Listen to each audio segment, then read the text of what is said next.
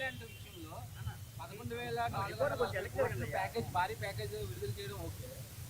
Steel plant పైన 8 సంవత్సరాలు పోరాడుతున్న వ్యక్తులు ఒకే ప్రశ్న అడుగుతున్నారు. ప్రైవేటీకరణ విషయంలో ప్రభుత్వం ఎందుకు క్లారిటీ ఇవ్వలేకపోతుంది? ప్యాకేజ్ ఇస్తున్నారు. స్వామి ఒక్క నిమిషం ఇంకా ఎన్నిసార్లు చెప్పాలి స్వామి? ఐఎమ్ సారీ, ఒక్క నిమిషం. చంద్రబాబు నాయుడు గారు చెప్పారు, కుమారస్వామి గారు చెప్పారు, నేను చెప్పా. ఇంకెంతమంది చెప్పాలి స్వామి? ఇంకెంత హామీ ఇవ్వాలి? అరే ప్రైవేటీకరణ జరగదని చెప్తే మళ్ళీ ఇంకా డౌట్ ఏంటి స్వామి? ఒక్క నిమిషం, మీరు ఏ మీడియా స్వామి? ఒక్క నిమిషం, మీరు కొంచెం చదవాలి స్వామి. ప్రైవేటీకరణ జరగదని చెప్పిన తర్వాత ఇంకేం డౌట్ స్వామి? నేను స్ట్రైట్ క్వశ్చన్ మిమ్మల్ని అడుగుతున్నా. ప్రైవేటీకరణ జరగదని నేను హామీ ఇచ్చా, నిధులు తీసుకొచ్చాం, క్యాపిటేషన్ చేసా, ఇంకేం హామీ ఇవ్వాలి నీకు? బాండ్ పేపర్ రాసి వాళ్ళ? ఒక నిమిషం, బాండ్ పేపర్ రాసి వాళ్ళ నీకు?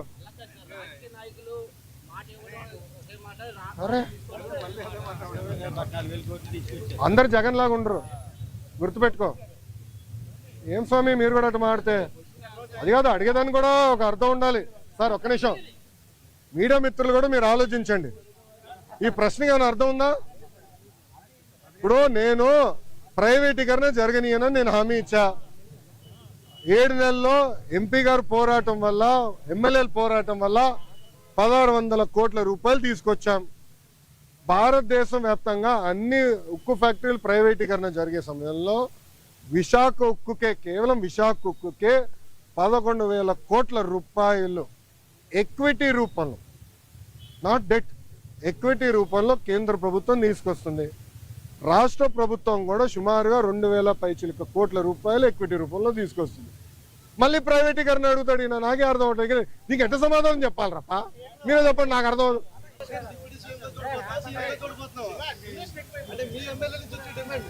తెలుగుదేశం పార్టీ కార్యకర్తగా చూస్తున్నాను అంతే, నాకు అవసరం లేదు అనా. ఒక్క నిమిషం, చంద్రబాబు నాయుడు గారు నాకు ఏ బాధ్యత ఇచ్చినా అహర్నిశలు నేను కష్టపడతా, పని చేస్తా, పార్టీని బలోపేతం చేస్తా.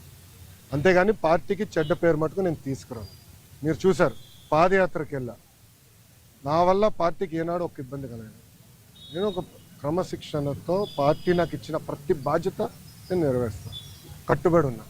కొత్త కమిటీల్లో నేను కూడా ఒక చర్చ చేస్తున్నా, రేపు పాలిట్ బ్యూరోలో డిస్కస్ చేస్తున్నా. ఒక వ్యక్తి ఒక పదవిలో 3 టర్ముల కన్నా ఎక్కువ ఉండకూడదు నేను వ్యక్తిగతంగా నమ్ముతాను. అది నా వ్యక్తిగత అభిప్రాయం, పార్టీ అభిప్రాయం కాదు, నాయకుల అభిప్రాయం కాదు, నా అభిప్రాయం, లోకేష్గా నా అభిప్రాయం.